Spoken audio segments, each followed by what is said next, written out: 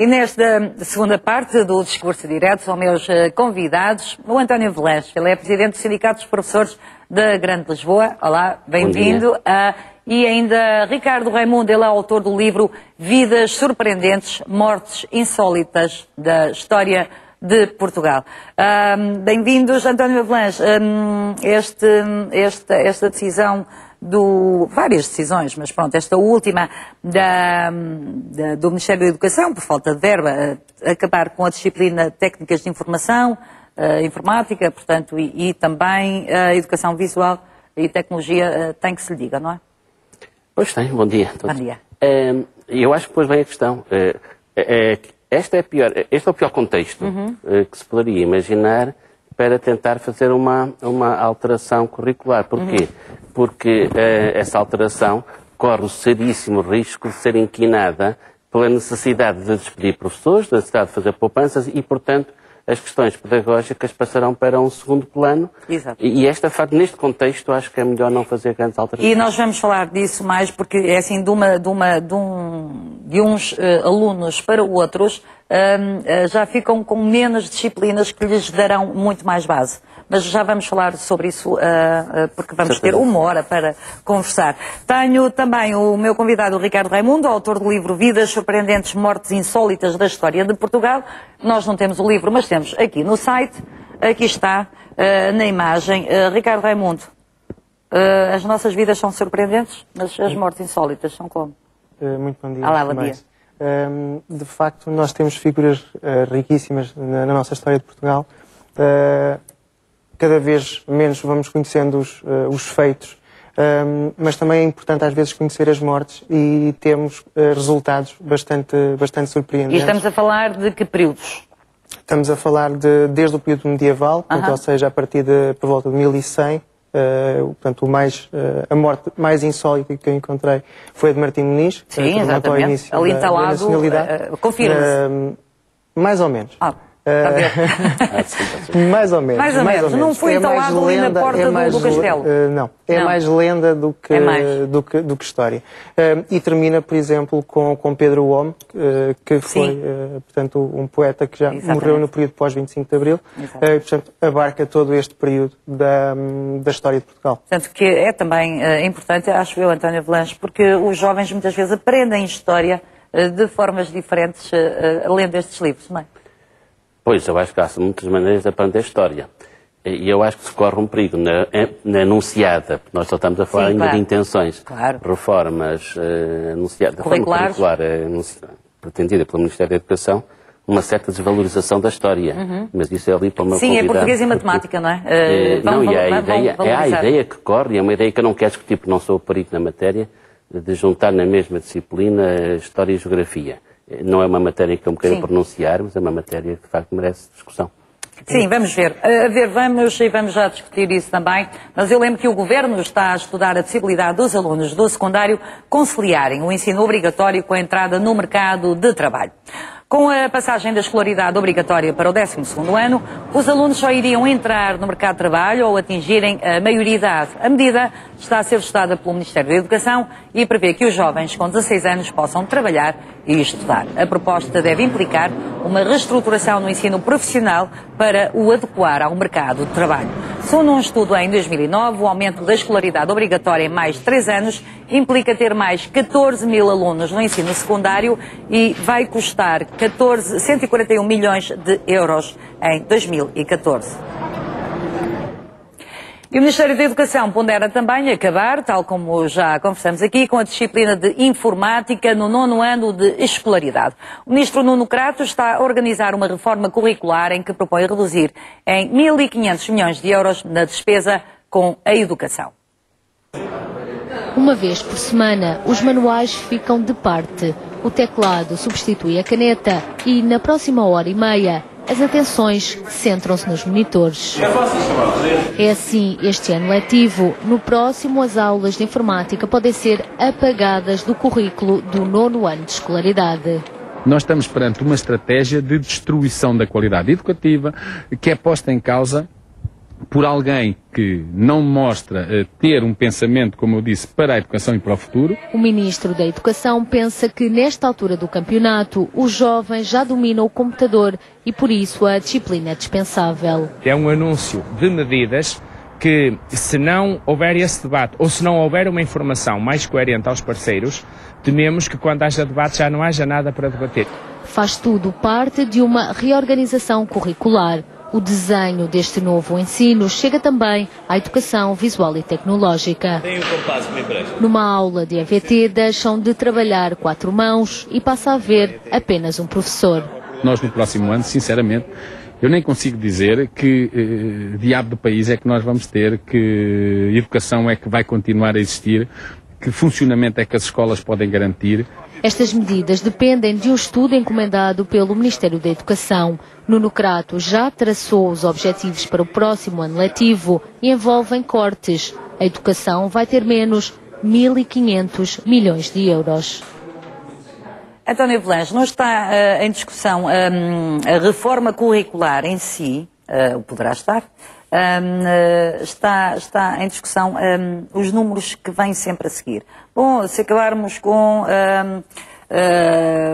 o ensino de informática, de educação visual e tecnológica, poupam-se 141 mil milhões de euros. Poupam-se, não sei, o que eu estava há pouco a dizer era que de um ano para o outro, os alunos da mesma escola ficam menos apetrechados para o mercado de trabalho, ou não? Não, isso, não sei se ficam menos apetrechados para o mercado de trabalho. Eu penso para a vida também? Para a vida. E para a sua formação. Claro. Agora, se é para o mercado de trabalho ou não, isso é outra matéria. Mas é exatamente essa questão, isto é aquilo que, permita-me que, enquanto sindicalista, a minha primeira preocupação sejam estes números assombrosos, quer dizer, pelas contas que nós fazemos, isto, enfim, há muitas variáveis que ainda não são inteiramente conhecidas, nós estaremos perante uma reforma curricular que produzirá qualquer coisa como 20 mil desempregados. 20 mil professores. Estão a falar sem professores, exatamente. 20 mil professores desempregados. E parece que isto é uma questão, parece para o Ministério como uma questão menor. Eu acho que na situação em que estamos em Portugal esta é uma questão maior.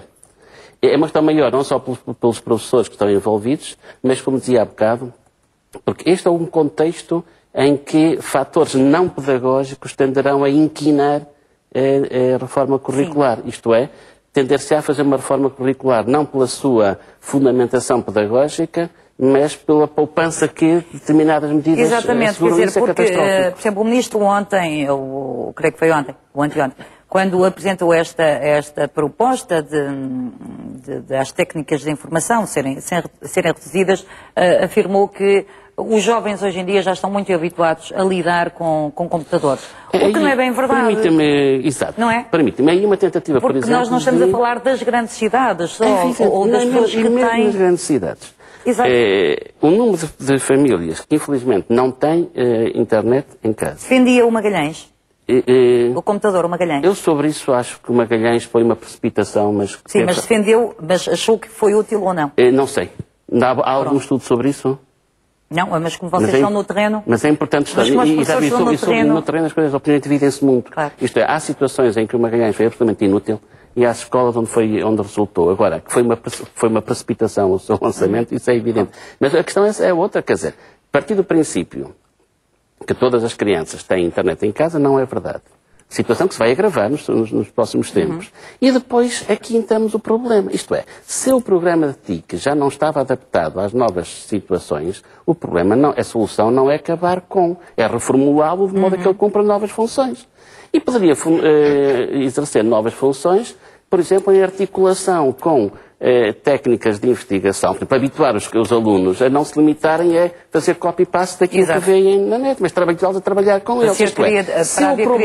Se o problema está na desadequação do programa, não se conclua pela necessidade de suprimir a disciplina, mas de reformular o programa. Só que isto não pouparia e, portanto, isto nem sequer é equacionado.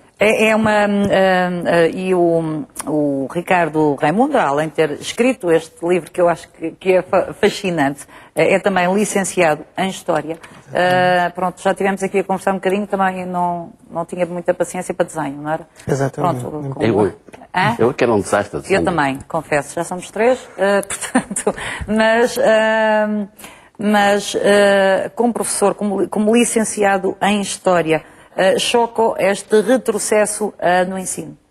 Claro que sim, sobretudo deixa muito a pensar em relação às gerações futuras, aquilo que irá acontecer se seguirmos sempre esta lógica economicista. Então, se calhar qualquer dia também vamos acabar com matemática, porque na primária já sabe contar, subtrair e multiplicar. Não, ou às máquinas ou à máquina de calcular, e então é suficiente para sermos ao passo seguinte. Porque o que é verdade... Não sabe o que é? Com a matemática poderemos não acabar, porque ela, de certa forma, ela é importante para o mercado de trabalho. Agora, como a História não é importante para o mercado de trabalho, nesta lógica em que estamos, até pode acabar, o que é de facto um empobrecimento. Sim, estava-me a falar de juntar a História com a Geografia. É uma proposta que tem sido falada, e sobre a qual eu não me quero pronunciar, porque não sou de História nem de Geografia, não sei falar disso. Eu dou um exemplo muito prático. Se nós hoje em dia, e eu falo agora enquanto aluno, nunca consegui completar a história de Portugal até ao 25 de Abril, por exemplo, nunca dei o 25 de Abril praticamente como deve ser na escola, então se fundir a História com a Geografia, então acho que ainda vai ser pior. Nem 25 de Abril, nem saber onde é que foi. Exatamente. Nem eu acho que isso é importante, porque o juntar a duas disciplinas, eu sei que em alguns países se faz, e portanto eu insisto, não é matéria em que eu esteja muito à vontade, mas dá-me a entender que acabará por ficarem as duas muito empobrecidas, isto é, ficaremos nos dois casos com ideias gerais, pouco aprofundadas, enfim, estaremos a caminhar para aquilo que o Sr. Ministro quer combater teoricamente, que é o facilitismo. Exatamente. Vamos então ouvir a Maria Marques. Bom dia, está a ligar de Lisboa. Bom dia. Olá, bom dia. Ora, eu vou tentar ser realista porque... E a professora Maria Marques, estou a ver agora aqui no monitor. Exatamente. Porque o ser realista não invalida ser positiva, ou ser negativa também, quando é preciso, não é? Ora bem, portanto, está na ordem de todos os dias agora a recessão económica, que eu acho que, portanto, inevitavelmente tem por base uma crise de valores. A desumanização, a solidão e, inevitavelmente, a corrupção a todos os níveis. E aqui temos o caso do Dominique Strauss-Kahn. Agora, voltando para a educação, acho bastante positivo aos 16 anos estudar e trabalhar. Porque eu acho que a ocupação não só é saudável, como, quer dizer, acho que cresce também o conhecimento relativo à experiência de vida, exercendo na prática, que é bem diferente só teoricamente. E também para evitar os males da libertinagem que existem no vazio da desocupação. Maria, Maria Marques, portanto, considera uma medida interessante, como é óbvio, terem os jovens o seu dinheiro de bolso, saberem desde pequenos, 16 anos, desde adolescentes, realmente como se trabalha, mas depois defende também que os jovens, isso vai ajudar os jovens a estarem mais preparados ou a saberem o que é o mercado de trabalho a seguir. Exatamente, eu acho que os jovens não devem ter tudo quanto basta, ou seja, devem ter proibições, mas também devem ter incentivos. E eu realmente acho que isso também será um incentivo, será um fruto do seu trabalho e que depois lhes dará o gozo dos seus prazeres, no seu lazer. Acho que isso é bastante importante. Agora, há uma coisa que realmente a mim me choca bastante, é falar de pontos na função pública. E eu gostaria de saber quais são esses funcionários públicos. Porque eu, por exemplo, como professora, e todas as colegas que eu tenho conhecido ao longo do meu percurso profissional, não fazemos pontos, porque se fazemos pontos temos que meter a falta, temos que a justificar. E se vamos dizer que vamos fazer ponte, ela não é justificada, mas muitas vezes uma falta injustificada. Maria Marques, ajude-me, porque eu estou há muitos anos no privado, não é? Mas muitas vezes o próprio executivo, os executivos autorizavam as pontes. Não, nos 3 agrupamentos onde eu passei, nunca se autoriza pontes. Portanto, não sei se estará a falar na função pública, é por isso que eu digo, é preciso saber. Eu creio que na função pública sim, não é? Público. António Velã. Eu não sei, eu gostava de dizer é que ontem, seria uma ponte, não é? Sim. Quem fez ponte, passo o exagero, foram os meus alunos, faltam metade da turma. Ah, é? Pois. Pronto. Não foram os professores, funcionários que faltaram, foram os alunos que faltaram. Às tantas porque os pais fizeram ponte. Ou do público ou do privado. Exatamente, como é óbvio. Portanto, exatamente. A sensação de que nós fazemos muitas pontes, aqui no Cada Ontem quem fez ponte foi metade da minha turma. Olha, e houve escolas realmente que eu tive conhecimento que fizeram pontes. Outras que não, felizmente, para bem de todos nós e dos alunos também, que têm que se habituar realmente a haver mais disciplina. Maria Marques, muito obrigada. Só queria dizer era um pequeno apelo. Sim. Essas escolas, não sei, mas do Ministério da Educação Públicas não são. Certeza, porque isso é mesmo ilegal e é proibido. Agora eu só queria deixar um apelo, lá está aquilo que eu disse no princípio, ser-se realista é dizer-se o positivo, claro, que é muito bom, mas também dizer-se o negativo quando é preciso.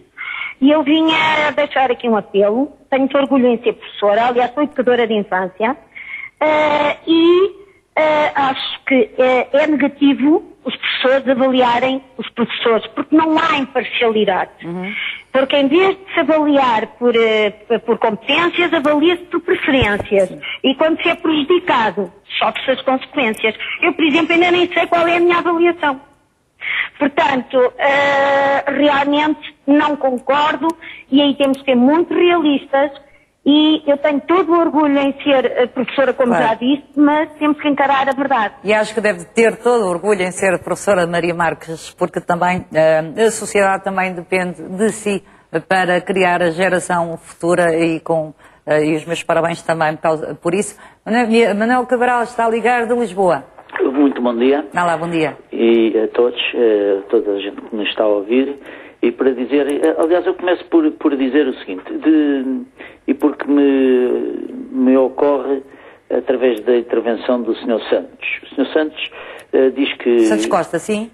Santos Costa, parece que disse que na Assembleia da República os meninos... Sim, do Santos Bloco de Costa, Esquerda foi, PCP, na primeira parte, mal, sim. Blá, blá, blá, blá. Eu não sei bem como é que ele concluiu que eram indivíduos do Bloco de Esquerda e do PCP. Então? Não sei. Não, nota-se porque estão por bancadas parlamentares. Ah, bom, então, certo. Igual quando diz meninos eram os deputados, não? Era. Tá bom. Como o senhor tem 76 anos, pode chamar miúdos. Está bem, ok, é verdade isso. Eu também sou quase da idade dele. Mas pronto, eu na verdade também não gosto que se portem assim tão mal, sejam pessoas de esquerda ou de direita. E eu não escondo que, não sendo militante de partido algum, porque sou independente e rebelde, de tal maneira que se me inscrevesse no partido eu acho que era excluído rapidamente, porque conteste tudo e todos, de uma forma geral. Mas, pronto, o que me leva, na verdade, a intervir neste programa é falar sobre as horas, o aumento da tal dita meia hora. E sobre também a diminuição do valor da indemnização.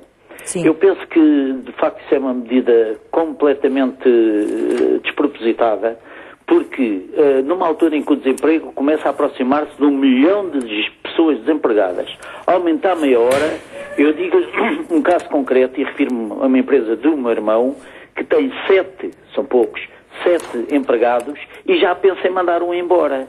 Porque se ele neste momento já tem empregados à espera de facto que chegue às 6 horas para fechar a loja e porque não há trabalho. Porque de facto não há trabalho, quer dizer, com mais meia hora piora um bocadinho. Então qual é a solução que ele encontrou? A solução é, reduz o pessoal e assim resolve o problema. Portanto, isto não vai de facto beneficiar ninguém.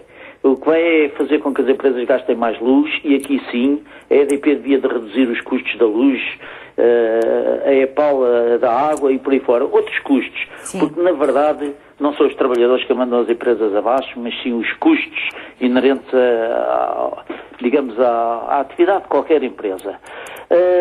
A terminar, dizer que falar sobre uma palavrinha sobre o Duarte Lima. Duarte Lima... Muito rapidamente, está bem, Manuel Cabral, por favor, sim. Duarte Lima, de facto, devia de aparecer. Duarte Lima, que disse que ia colaborar com a polícia brasileira, não está a colaborar com coisa nenhuma, nem com a polícia brasileira, nem com a portuguesa, nem sequer com o povo português. E ninguém lhe tirará o rótulo, nunca mais na vida. Peço imensa desculpa. Estes programas indiretos são o que dão. Está frio aqui no estúdio, espirrei, desculpem. Não tem problema nenhum.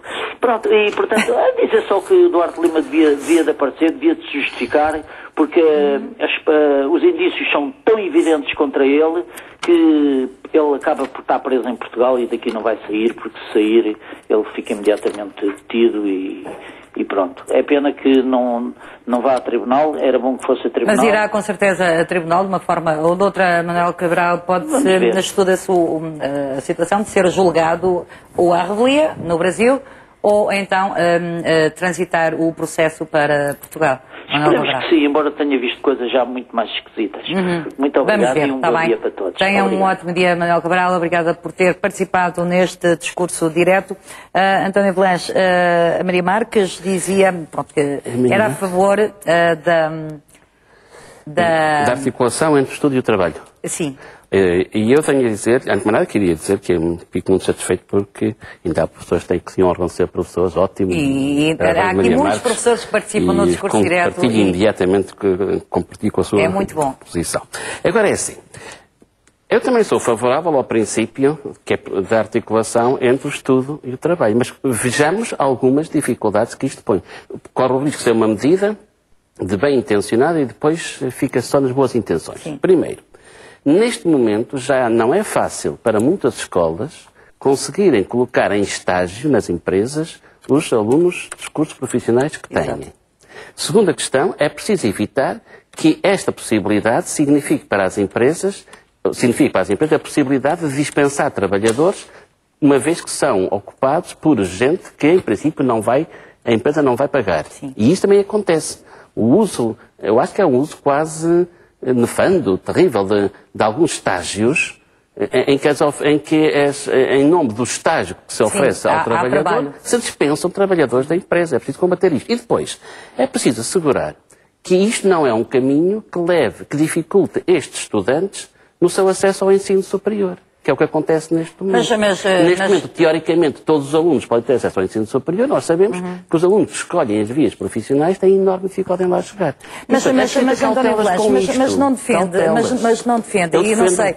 E eu quero que também o Ricardo Raimundo me fale sobre isso. Nós vamos ser realistas. Não podemos todos ter um curso superior.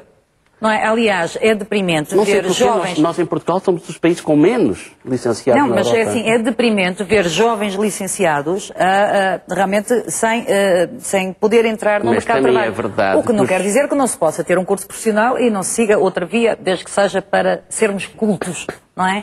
Agora, é contra Ricardo, o termos um part-time, para termos o nosso dinheiro de bolso. Porque acho que é um bocadinho diferente. Nós não estamos perante uma questão de part-time. Não, estamos a falar em part-time, sim. Mas não é isso o projeto do Ministério da Educação. Estamos a falar em part-time, sim. Estamos a falar em poder estudar... Eu espero que não seja um part-time. Conciliarem o ensino obrigatório com a entrada no mercado de trabalho. Sim, mas espero que não seja um part-time. Espero que seja uma ligação entre a dimensão teórica e a dimensão prática. Não diz necessariamente isso. Pois é, exato. E tudo isto ainda está muito vago. Para nós dizermos claramente somos a favor ou contra. Porque antigamente seria legal se chegasse, imaginam, a um café, um restaurante e tivesse um jovem de 16 anos a servir-nos uns cafés. A partir de agora, se for um part-time, não é ilegal. Faz mal? Eu diria que não faria mal se fosse curso de hotelaria. Exatamente. Sim. Quer dizer, se fizesse parte da aprendizagem. Isso, mas já há cursos de gestão de hotelaria em que os jovens até recebem dinheiro. E a dificuldade em encontrar estágios para eles. De modo que eu não sei muito bem como é que isso vai ser posto em prática, embora de princípio esteja de acordo com a ideia. Sim. De facto, concordo com a ideia, de facto, de poder conciliar tanto os estudos com uma espécie de part-time. Resta agora saber, então, em que moldes é que depois a parte empregadora vai utilizar esse part-time também, se não vai colidir depois, como estava a ser referido, com outras questões. Acha que vai cortar este acesso ao ensino superior? Eu não sei se acho. Eu posso lhe dizer da minha experiência profissional, também, ou extra-profissional, que muitas vezes os alunos universitários que trabalham para pagar os seus estudos são os mais aplicados. Eu estudei sempre simultaneamente a estudar e a trabalhar, portanto sei exatamente como é que isso se passa, né? E acho que não é uma solução ideal. Claro. É uma solução que, por vezes, é que eu tive que recorrer, muitas vezes se recorre, mas não é uma solução ideal. Mas a questão não é essa. A questão é que nós cada vez temos mais o ensino superior limitado àquilo que são chamadas vias de ensino. Ora, o que portanto, defende que haja mais cursos técnicos? Não sei se há mais. O que eu defendo é que a opção por um curso técnico ou técnico-profissional não seja limitativo do acesso ao ensino superior. Isto é que os modelos e as exigências de acesso ao ensino superior variem de modo a aceitarem quer quem tem a via de estudos apenas, quer quem conciliou a sua vida de estudos, quem está num curso profissional. Mas quer dizer, isto não é obrigatório, mas atenção, isto também não é uma lei obrigatória, não é? Não sabemos ainda.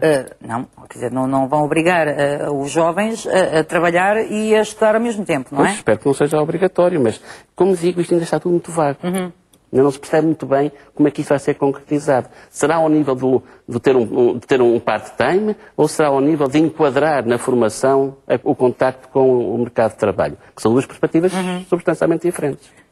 Então, vamos como é que é. Eu encarei muito honestamente isto como o poder de trabalhar em part-time, sendo legal esse facto para os empregadores.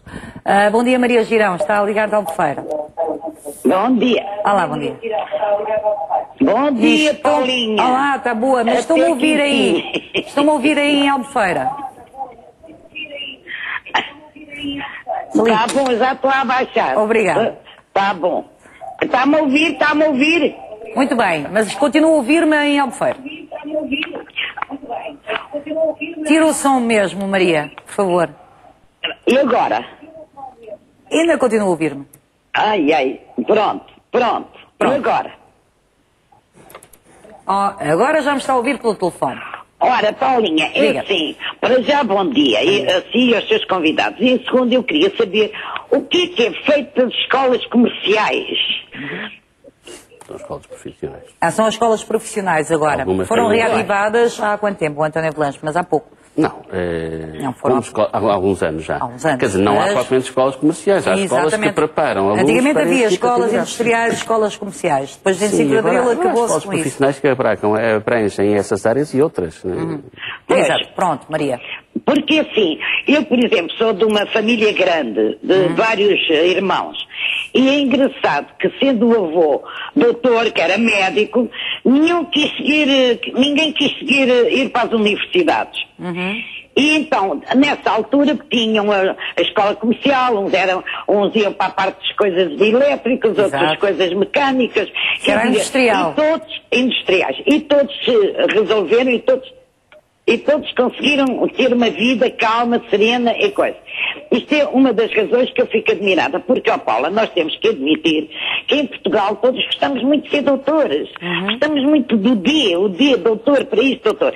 E até assisti uma vez a uma cena engraçadíssima, que foi um senhor holandês que foi apresentado a um senhor português e foi apresentado como doutor, e ele perguntou-lhe em que hospital é que ele trabalhava. Exatamente. Que foi uma gargalhada, quer dizer... E, aliás, a maior parte das pessoas são licenciadas, não são doutoradas, não é? Exato.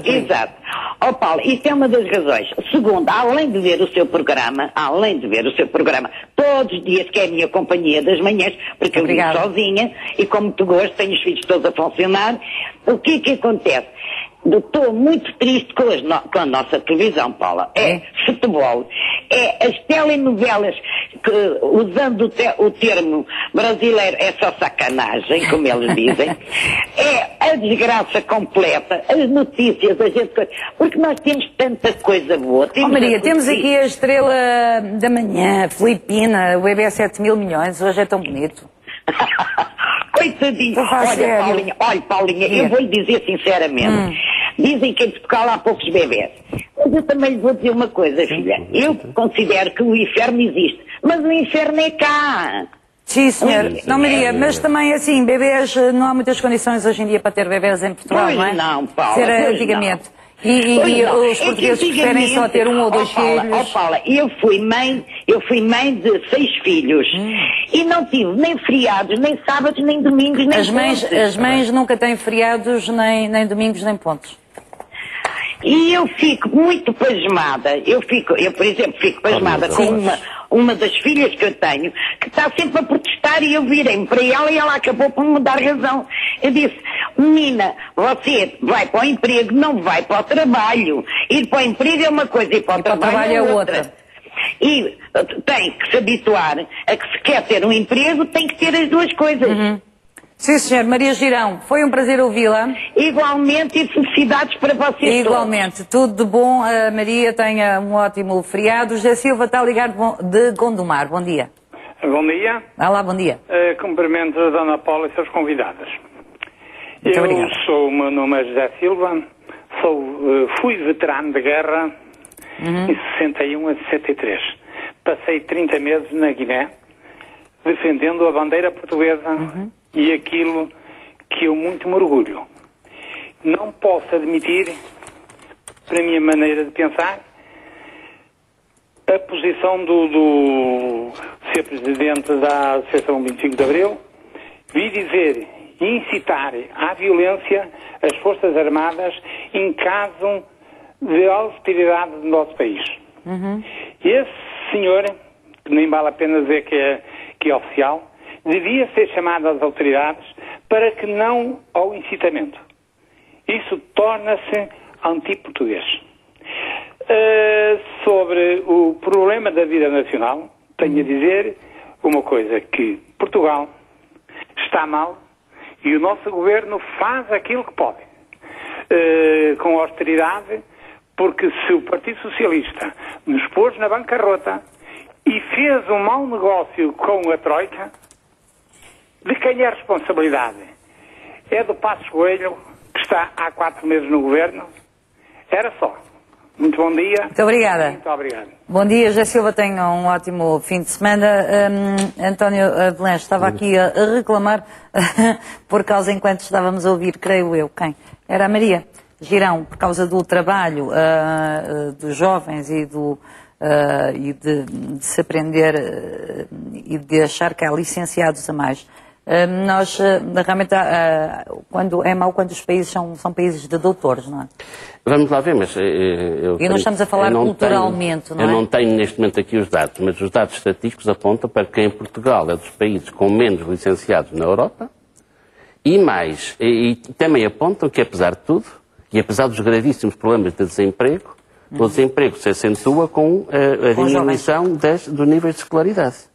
Ou seja, apesar de tudo, o ser não é, portanto, há aqui qualquer coisa que é estranho. Isto é, nós temos, comparativamente com os países da Europa, nós temos licenciados a menos, ou melhor, temos menos que eles, não sei se são a menos, sim, das necessidades. Então, temos menos que eles, Segundo, é verdade também que os licenciados, apesar de tudo, têm mais facilidade em superar situações de desemprego que os outros. Não, mas o que é grave é que, de acordo com o Eurostat, mais de 27% dos jovens portugueses com menos de 25 anos, e, portanto, estamos a falar em licenciados, estão desempregados. Sim, não necessariamente, mas os dados também apontam que um licenciado tem mais facilidade se estão de desemprego que outros que não licenciados. Ou melhor, que os menos de formação. Não sei se será necessariamente a questão do licenciado. Exatamente. Agora, vamos lá ver. Eu acho que nós não podemos reduzir a questão do ensino e das aprendizagens à questão tecnocrática do emprego. O ensino, a aprendizagem é uma formação humana. E isto também é importante. E que deve ser sempre para a vida. Mas reduzir uma escola, reduzir o ensino, é uma formação de empregados para o trabalho, é limitar, é diminuir a dimensão da formação e das aprendizagens. Há muita coisa que se aprende, que é importantíssimo que se aprenda, e que depois não tem aplicação no mercado de trabalho. Quer dizer, mas podemos aprender da mesma. Exato, e devemos aprender, por exemplo. Mas, por exemplo, suprimir as áreas das artes nas escolas é um crime de formação humana. Sim. Para o mercado de trabalho, que é para não fazer grande diferença. Do ponto de vista da formação dos alunos, é um crime. E, portanto, enfim, a matemática é muito importante, o português é muito importante, mas ser capaz de aprender a apreciar uma sinfonia, ou um bailado, ou um quadro, também é muito importante, mesmo que não tenha emprego. É importantíssimo. Exatamente, eu acho que funciona muito por aí. Nós, em Portugal, se calhar estamos habituados a olhar para as licenciaturas, se calhar há uns anos atrás olhava-se para a licenciatura e via-se nela uma forma de chegar ao mercado de trabalho. E acho que hoje em dia deve-se ver ao contrário. Deve-se ver nas licenciaturas uma ferramenta para depois conseguir enfrentar o mercado de trabalho. Não é algo que nos garanta, que nos assegure diretamente o emprego, salvo raras exceções, mas é algo que nos permite encarar o mercado de trabalho com outras armas e com outra capacidade de pensar e de encarar o... Aliás, é isso mesmo que se pretende do ensino e do ensino continuado, é aprendermos permanentemente para que realmente não aliás, é estranho que, por exemplo, para os licenciados em matemática não seja muito, antigamente não era muito preciso o português, não é? Ou história. Vamos lá ver. O que é estranho, no mínimo, não é? Exatamente. Acho que deve haver uma complementariedade. Como a educação visual, nós todos éramos assim, não éramos brilhantes, não é? Eu não ponho em causa que há aprendizagens que são estruturantes e que o português e a matemática são estruturantes. Claro. Agora, por exemplo, esta ideia de que é preciso encharcar as escolas com horas de matemática e de português à custa de outras áreas é extremamente perigosa. Para já porque não é líquido que o aumento de horas de uma disciplina melhora as aprendizagens. Não é líquido. Estou a dizer que não é líquido. Podemos discutir isso. E depois, francamente, a matemática é importante, o português é importante, mas a dança também é importante. Mas a geografia é importante, a informática é importante, a educação visual é importante. Não vale a pena dizer que se suprime uma disciplina porque há umas que são mais caras. São estruturantes, eu estou de acordo com isso. Agora, por favor, não caiamos numa dimensão que eu posso chamar, se calhar, passo a oportunidade, uma dimensão unidimensional da cultura, em que só aquilo que é imediatamente aplicável no mercado de trabalho é que é útil. Não, exatamente, e isso tem a ver depois com a iliteracia ou não é? Porque às vezes ter um curso não quer dizer que se seja letrado. Porque há uma iliteracia cada vez maior em várias áreas da sociedade. Não é? Isso está comprovado. Pelo menos, às vezes, lê-se certas cartas e não se consegue... há quem não consiga interpretar, descodificar aquilo que está... Ou instruções, por exemplo, de um aparelho, não é? Por exemplo. Bom dia, Lola Branquinho, está a ligar de Vila Real de Santo António. Bom dia. Olá, bom dia. É o seguinte, eu sempre que posso vejo este programa... e ontem fiquei muito triste quando o seu colega, o Sr. Fernando Correia, apelou aos portugueses para fazerem férias na época baixa, porque seria uma maneira de se poupar. Também fazer férias na época baixa, Lola Branquinho. Sim. Sim. Também. E a senhora... Sou Dona Paula, acrescentou o que me deixou muito triste, que ao não ter férias, porque antigamente não havia férias e havia coisas muito bonitas para fazer em casa. Com todo o respeito que tenho pela senhora, gostaria de lhe perguntar, será que a Dona Paula faz férias em casa? Faço muitas férias em casa, Lola Branquinho. Sim, pois, eu fiquei assim muito triste. Não, Lola Branquinho, é assim, vamos conversar uma coisa, vamos combinar uma coisa.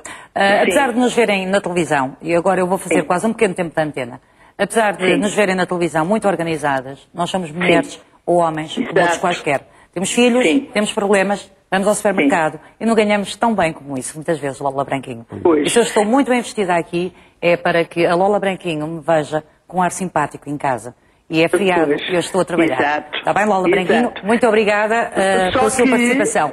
Obrigadíssima.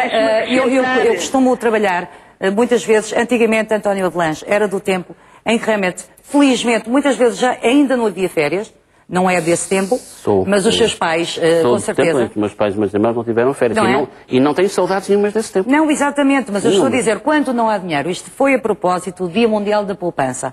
Quando nós não temos dinheiro, é melhor não nos endividarmos e ficarmos em casa, como é óbvio. Está bem, eu acho isso... Foi nesse contexto que eu falei. Também me tens de dizer que é muito difícil resistir à propaganda.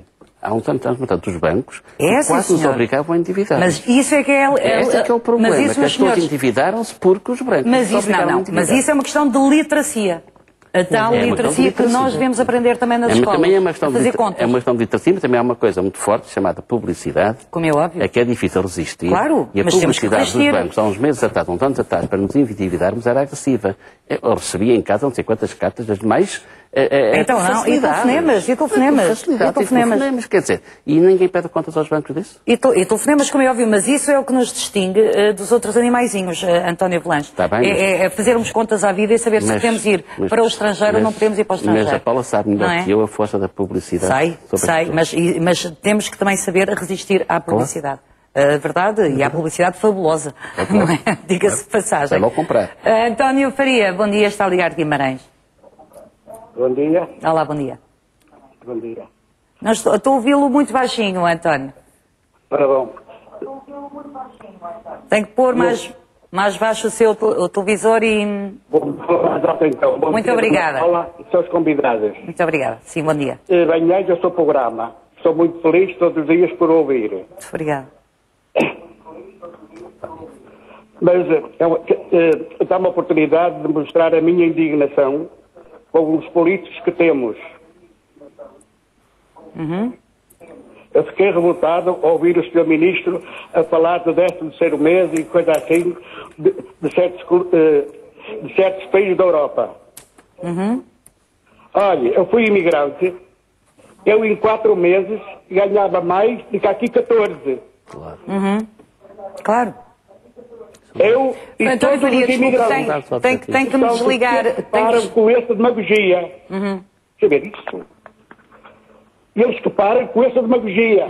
Que pagam 7 meses aos portugueses de férias e que dê o salário dos outros países, daqueles que falam dos outros países.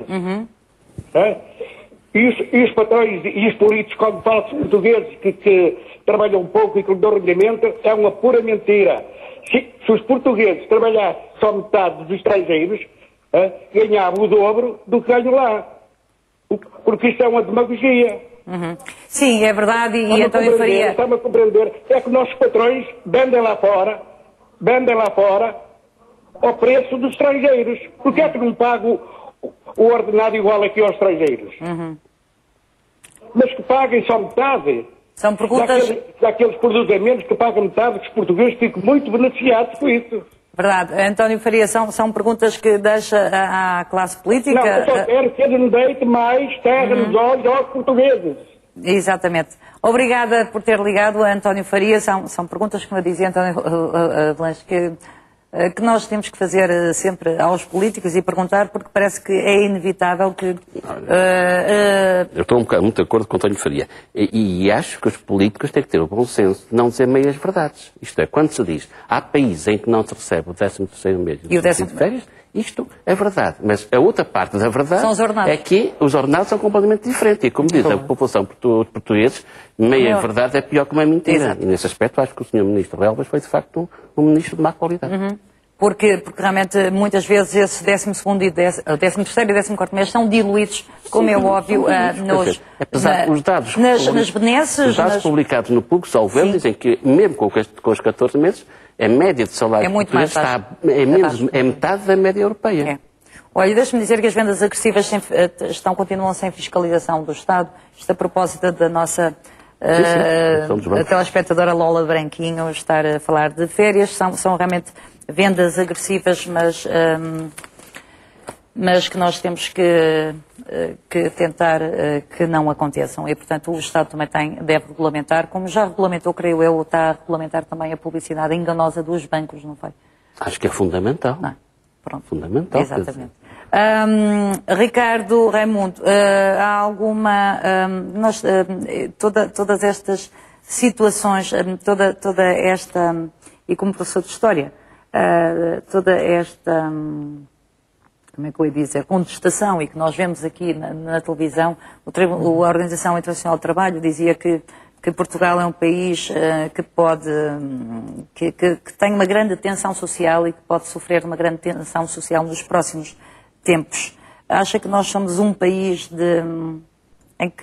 iguais aos espanhóis, aos italianos, aos gregos? Agora, a propósito do seu livro de História.